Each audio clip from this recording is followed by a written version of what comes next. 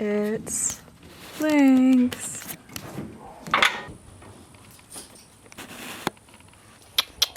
Lynx, you gotta let him out. Okay.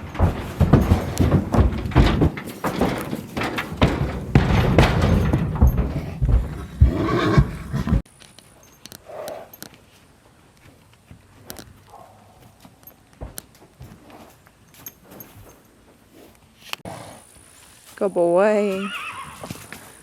Well, that was quick. Into the jungle paddock. Alright, this little horse's story is that he was adopted earlier this year. She had been gentling them. She has this and another one. And they're doing okay, but she needed a little more guidance to what steps to do next. I came out for a lesson and we were able to work with the other one. And this one, we could not get in the pen. She had a halter on him and was leading him over, and when we'd get close enough, he would bolt. And eventually, it just wasn't the best circumstance, and he needed a little bit more consistency. So I offered for him to come over here for a boot camp. So he is here for the next 2 weeks, learning a little bit more about domestic life. And you can probably hear the noise on the trailer right next to you.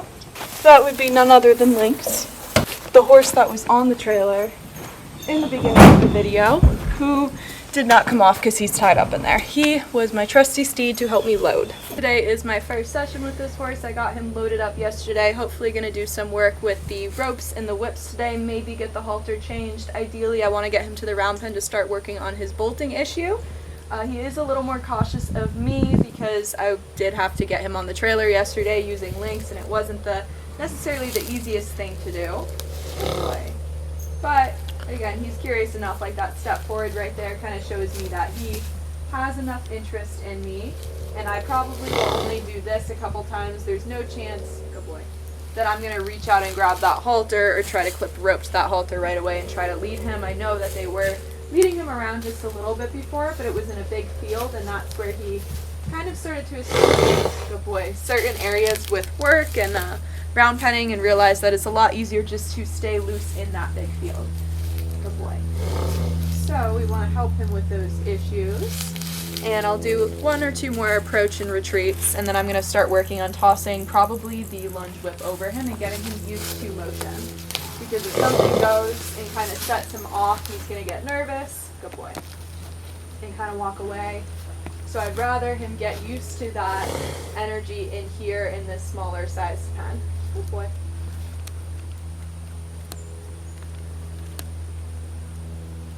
Good.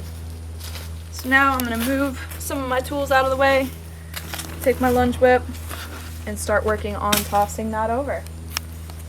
Let him reach out and sniff it first.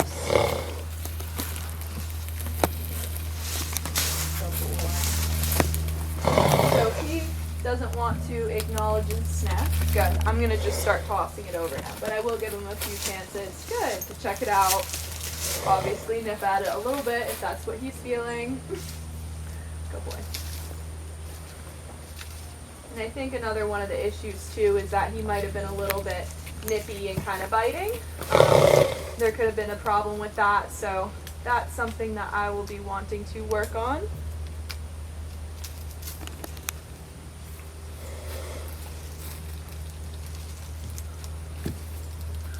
Oh boy.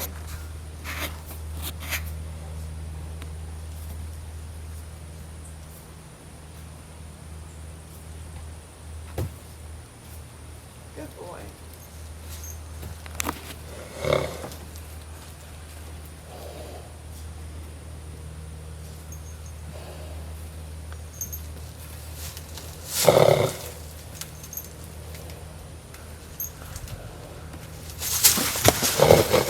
They're gonna pull and move away. I'm not gonna hang on to the halter. I'm kind of just moving it around to check out some desensitizing and whatnot. See if I can move it, how much touch I can have going on with it. Good boy.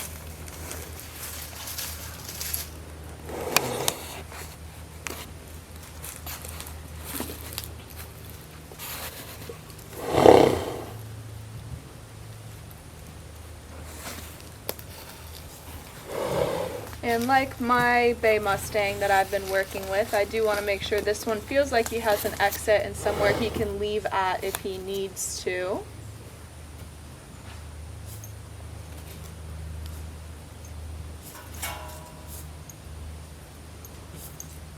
Good boy.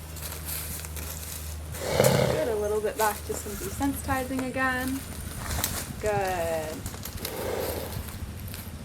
So the goal for this guy is to get him more confident. He's just here for a couple week-long boot camp.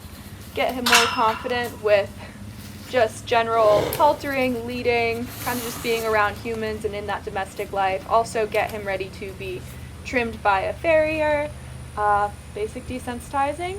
Pretty much as you can do in a 2-week period that is for gentling the horse.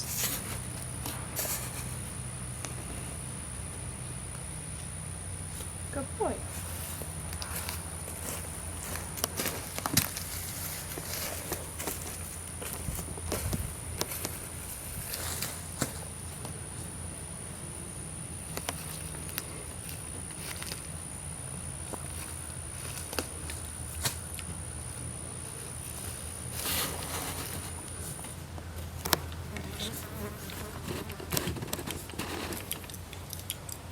Sure you guys have seen me do it before with any of the clips, any sort of noises, whether it's Velcro or a spray bottle or a clip, maybe even just the noise of the halter jingling. I always do that before I fully commit to putting it on them, because once it's on them, it's going to have to make the noise to come off, and that's when it gets a little bit more dangerous.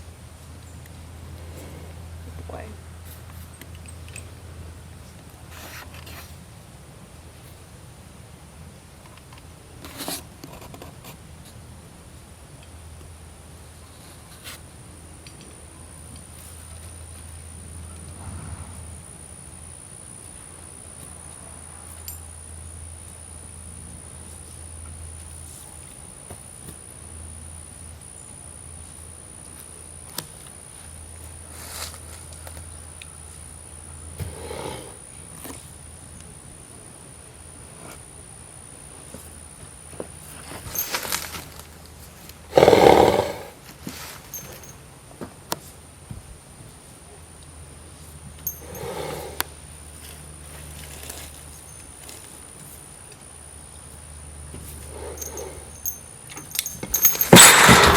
When he goes to bite or nip at me, I'm just going to send him forward and ask him to move. There's no repercussion after that. So if he wants to get a little bit more mouthy rather than just exploring with his mouth, but wanting to cause a little bit of harm with his mouth, I'm then going to ask him to move forward.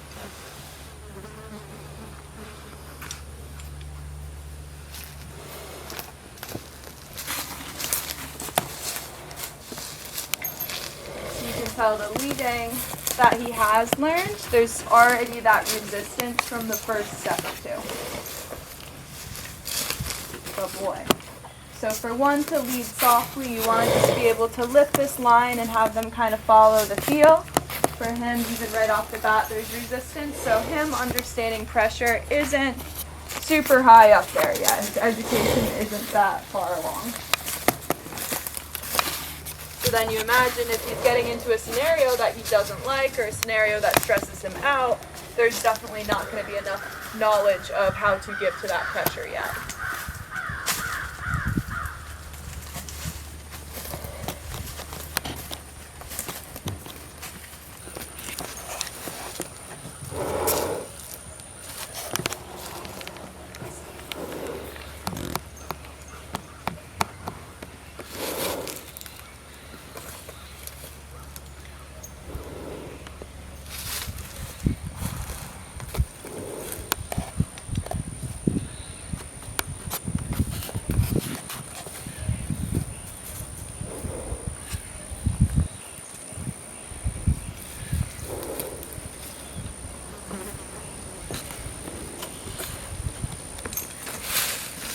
So for him, anytime he's wanting to press back into me with his mouth, I am going to ask him to move off of that, because that is one of the things that got him a little bit more in trouble before.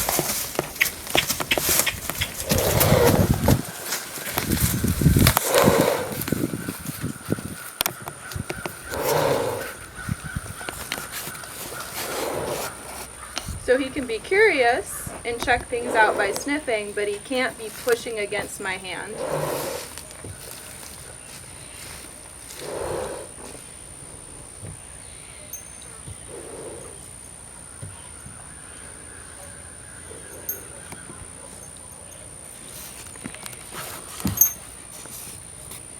Good boy.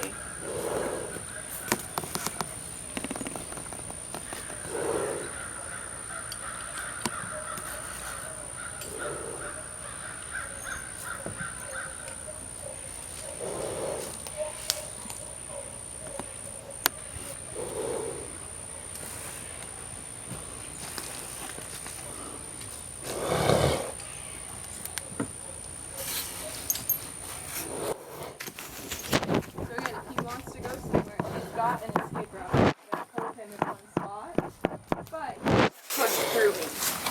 His escape route has to be moving away from me. There you go.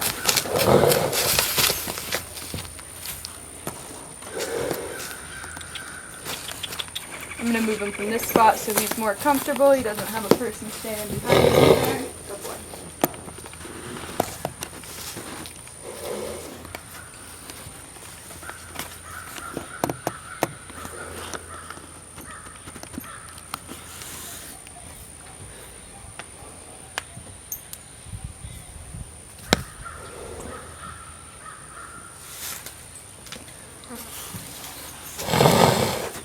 And again, he's going to move, and there doesn't have to be any big drama with that. No sense in keeping him in one spot if he's not comfortable with it yet.